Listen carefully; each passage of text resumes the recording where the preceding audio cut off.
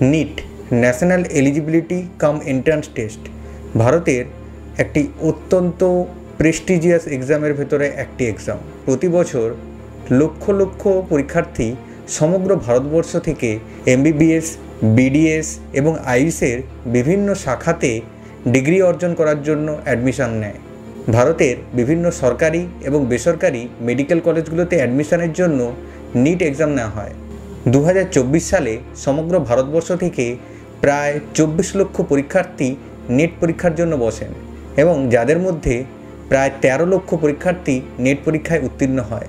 প্রতি বছর এনটিএ মানে ন্যাশনাল টেস্টিং এজেন্সি এই নিট পরীক্ষার আয়োজন করে। 4 জুনে 2024 সালের নিট পরীক্ষার ফলাফল প্রকাশ হয়, কিন্তু এক্সামে রেজাল্ট আউট হওয়ার পর নিট পরীক্ষাতে একটি কন্ট্রোভার্সি ছড়িয়ে পড়ে। অনেকেই মনে করেন যে নিট এক্সামের এবছরের প্রশ্নপত্র লিক হয়েছে। তাছাড়া চিটিং, স্ক্যাম প্রভৃতি বিভিন্ন কন্ট্রোভার্সিতে জড়িয়ে পড়ে নিট এক্সাম। নমস্কার friends, welcome to my channel the M talkies, a true crime documentary channel. আজকে আমরা 2024 সালের সদ্য প্রকাশিত নিট এক্সামের ফলাফল এবং নিট এক্সাম নিয়ে বিভিন্ন কন্ট্রোভার্সি যা আজকাল সোশ্যাল মিডিয়া এবং বিভিন্ন জায়গাতে ছড়িয়ে পড়েছে সেগুলো নিয়ে জেনে নেব। চলুন শুরু করা যাক।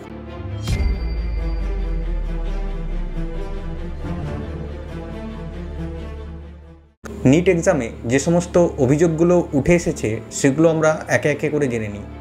নিট এক্সামের মাত্র 2 দিন আগে গুজরাটের বদোরা ডিস্ট্রিক্টের গোধরা টাউনে পুলিশ পরশুরাম রয় নামে এক ফরেন এডুকেশন কনসালটেন্সি ওনার এবং তুষার ভট্ট নামে একজন স্কুল টিচারকে গ্রেপ্তার করে। ডিস্ট্রিক্ট কালেক্টরের অনুমোদনে বদোরা স্পেশাল অপারেশন গ্রুপ এই অপারেশনটি চালায়। জানা যায় গোধরার নিট অ্যাসপিরেন্টসদের কাছ থেকে প্রায় প্রত্যেকের কাছে 10 লক্ষ টাকা দাবি করা হয়।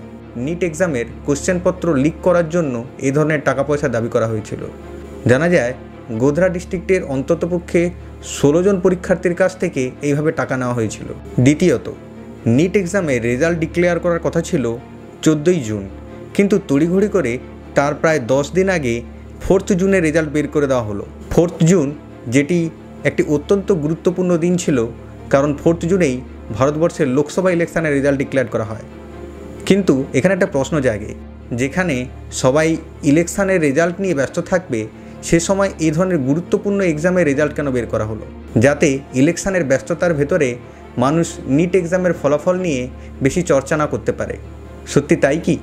এটি একটি ভাবনার বিষয়। এবার মেন পার্ট, এক্সামের রেজাল্ট নিয়ে জানা যাক। এবছরের সর্বকালীন রেকর্ড যে মোট 67 জন পরীক্ষার্থী এবার অল ইন্ডিয়া র্যাঙ্ক 1 হোল্ড করেছে, মানে প্রত্যেকেই 720 নম্বর পেয়ে প্রথম স্থান অধিকার করেছে।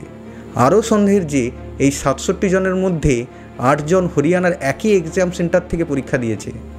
এই 8 জনের এক্সামের রোল নাম্বার একই সিরিজের। এটি কি শুধুমাত্র কোইন্সিডেন্ট নাকি আরও অন্য কিছু? বিগত বছরে নিটের ট্রাইবেকারের টাইমে একটি বিশেষ প্রক্রিয়া ফলো করা হতো। সেক্ষেত্রে প্রত্যেকটি পরীক্ষার্থীর সাবজেক্ট ওয়াইজ নাম্বারগুলোকে প্রথমে কাউন্ট করা হতো, তারপর অ্যাটেম্পট কোশ্চেন টু ইনকারেক্ট অ্যান্সারের রেশিও দিয়ে তুলনা করা হতো। কিন্তু এই প্রথমবার নিট এক্সামের ট্রাইবেকিংয়ের জন্য ক্রাইটেরিয়া হিসাবে অ্যাপ্লিকেশান নাম্বারের অ্যাসেন্ডিং অর্ডার হিসাবে ধরা হয়েছে। নিটের এই ডিসিশান পরীক্ষার্থীসহ অভিভাবক এবং শিক্ষক মহলেও যথেষ্টভাবে সমালোচিত হয়েছে। এবারের নিট এক্সামে আরও একটি বিশেষ পরিবর্তন দেখা গেছে। এক্ষেত্রে ক্যান্ডিডেটদের গ্রেস মার্ক দেওয়া হয়েছে। এনটিএ ক্লারিফিকেশান দেয় যে এক্সাম ডিলের জন্য বা লস্ট এক্সাম টাইম, অর্থাৎ কোনো সেন্টারে এক্সাম লেটে শুরু হলে সেক্ষেত্রে ক্যান্ডিডেটদের একটি নর্মালাইজেশন ফর্মুলার হিসাবে গ্রেস মার্ক দেওয়া হয়েছিল। কিন্তু এই গ্রেস মার্কিং এখনও টিচার এবং স্টুডেন্টদের কাছে সম্পূর্ণভাবে কনফিউজিং।